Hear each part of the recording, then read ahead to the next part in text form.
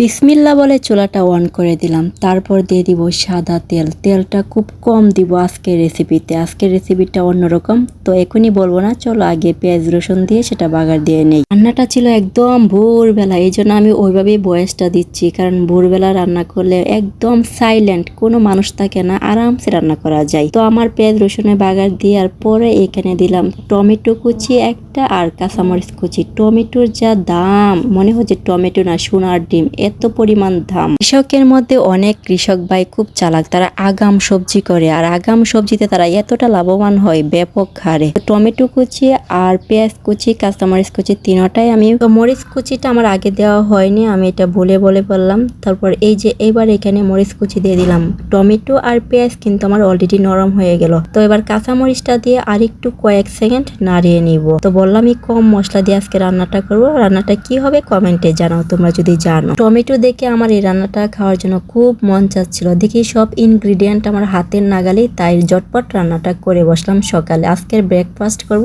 এটা দিয়ে। তো এবারে এখানে স্বাদ মতো লবণ, তারপর হয়েছে ধনিয়ার গুঁড়া, হলুদের গুঁড়া, আর দিয়ে দেব 1 চা চামচের আরো কম গরম মশলার গুঁড়া। তো যে রান্নাটা করব সেটা যদি অল্প তেল মশলাই করা যায় তাহলে এর পুষ্টিগুণটা একদমই ভালো পাওয়া যায়। জানি অনেকেই বলবে কি এরকম অমৃত রান্না করবে যে এখনো বলে না, আমি আরেকটু সহজ করে দেই। সেটা হচ্ছে আমরা রমজানে প্রতি সন্ধ্যায় খাই ইফতারিতে। এবার বলো তো সেটা কি হবে, অনেকে আইডিয়া করতে পারছো। যাই হোক, আমার মশলাটা কিন্তু কষিয়ে নিলাম। এবার এখানে একটু পানি দিয়ে বাকি মশলাটা আরো সুন্দর করে কষিয়ে নিব।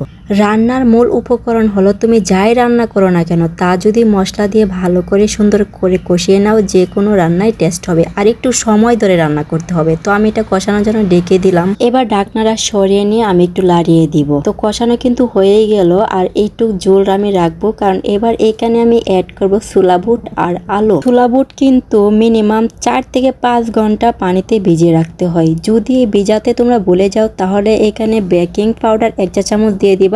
আধা ঘন্টার ভিতরে প্রত্যেকটা বুট ফুলে এত বড় বড় হয়ে যাবে। তো আমারটা সারা রাত ভিজিয়েছিল, আর সকালে উঠে ফার্স্টে আমি আলু আর ছোলাটা ভালো করে সিদ্ধ করে নিয়েছিলাম। এবার এটার সাথে ভালো করে নাড়িয়ে দিয়ে আমি ডেকে দিয়ে এটা কষাবো। মনে হচ্ছে না রমজানের একটা ফিল আসছে? আমার কিন্তু ওরকমই রমজানের ফিল আসতে ছিল, কিন্তু সমস্যা নাই, সামনে তো রমজান চলে আসছে। আলহামদুলিল্লাহ সবাই আমরা রমজানের জন্য ভালোভাবে প্রিপারেশন নিই। আলু আর ছোলা কিন্তু আমারটা মাখো মাখো হয়ে গেল। এটা কিন্তু ইচ্ছা করলে এখনই নামানো যায়। আর যারা আর একটু মাখো খেতে চাও তারা ছোলার জালটা লোতে রেখে আর একটু মাখো মাখো করতে পারো। খুব একটা ভাজা ভাজা কিন্তু ছোলা মজা লাগে না, একটু মাখো মাখো ভিজা ভিজা টাইপের হলে সেটা ভালো লাগে। যারা আমার চ্যানেলটি অলরেডি সাবস্ক্রাইব করে দিয়েছো তাদের কাছে আমি কৃতজ্ঞ, আর যারা করোনি আশা করি তারাও করে দিবা। এরকম সুন্দর সুন্দর রেসিপি পেতে অবশ্যই লাইক কমেন্ট এবং শেয়ার বেশি বেশি করে দিতে হবে। যারা ফেসবুক থেকে দেখবে তারা পেজটা ফলো করবে, আর যারা চ্যানেল থেকে দেখবে তারা অবশ্যই সাবস্ক্রাইব করে দিবা। তো এবার এটা একদম ফাইনালি ডান। তো এটা মুড়ি দিয়েও খেতে পারো, এমনি খালি খালিও খেতে পারো। আমরা জাস্ট এটা খালি খালি খেয়েছি। আর এখানে যদি তোমরা আলু সিদ্ধ করে দিতে চাও সেটাও দিতে পারো। আমার কিন্তু বড় বড় আলু ডায়মন্ডের, এই জন্য আমি কেটে টুকরো টুকরো করে দিয়েছি। লোভনীয় না? কমেন্টে জানাবা কেমন।